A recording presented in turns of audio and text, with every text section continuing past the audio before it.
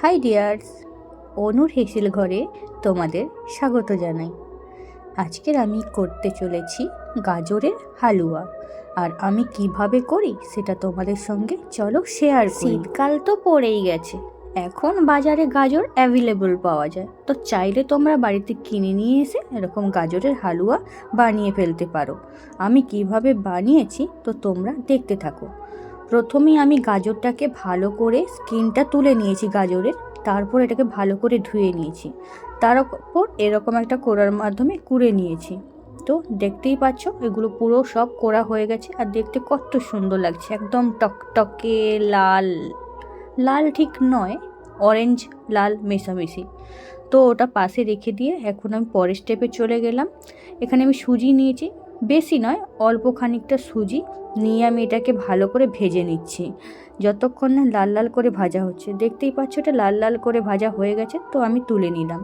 এরপর ওই কড়াইতেই দিয়ে দিলাম 1 চামচ ঘি, যেহেতু শীতকাল ঘিটা বসে গেছে তো দিয়ে দিলাম। এরপর আমি ওর মধ্যে 3টে এলাচ আর একটা তেজপাতাকে আমি 2 ভাগ করে দিয়ে দিলাম। এরপর ওর মধ্যে আমি এই যে কোড়া গাজরগুলোকে দিয়ে দিচ্ছি, তারপরে এগুলোকে ভালো করে নাড়াচাড়া করে নিতে হবে। গাজরগুলো যেন একদম ভাজা ভাজা হয়ে যায়, ততক্ষণ পর্যন্ত এগুলোকে নাড়াচাড়া করে নিতে হবে। গাজরের জলটা যে আছে ওটা শুকিয়ে একদম অল্প হয়ে যাবে, দেখতেই পাচ্ছ গাজরটা একদম হয়ে গেছে। এরপর এর মধ্যে আমি দিয়ে দেব ওই যে ভেজে রাখা সুজি, দিয়ে ভালো করে মিশিয়ে নিচ্ছি। আর এরপরে আমি এর মধ্যে দিয়ে দেব লিকুইড দুধ। আগে থেকে আমি গরম করে রেখেছিলাম দুধটা, তো এই গরম দুধটাই আমি এর মধ্যে দিয়ে দিচ্ছি। সব কিছু দেওয়ার পর ভালো করে নাড়াচাড়া করে নেব।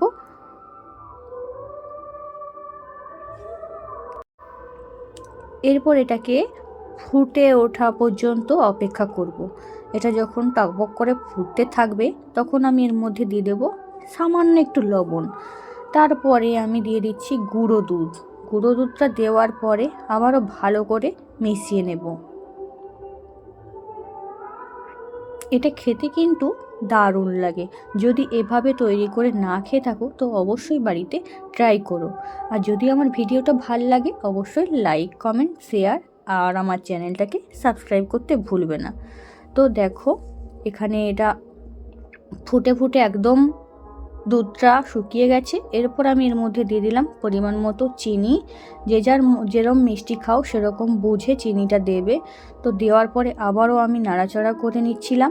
আর এটা কখন বুঝতে পারবে যে একদম পারফেক্টলি হয়ে গেছে, যখন এটা কড়া থেকে ছেড়ে উঠে আসবে।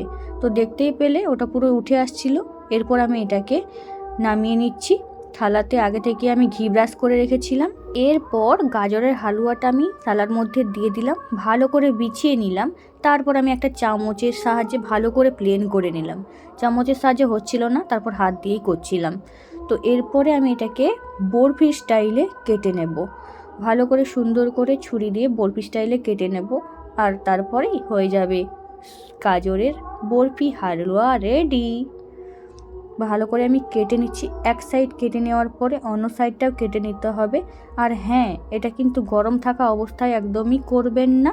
এটাকে প্রথমে একটু ঠান্ডা করার জন্য থালাতে দেওয়ার পরে বিছিয়ে নেওয়ার পরে এটাকে একটু রেখে দেবে, যতক্ষণ না এটা একটু টাইট হয়ে যাচ্ছে।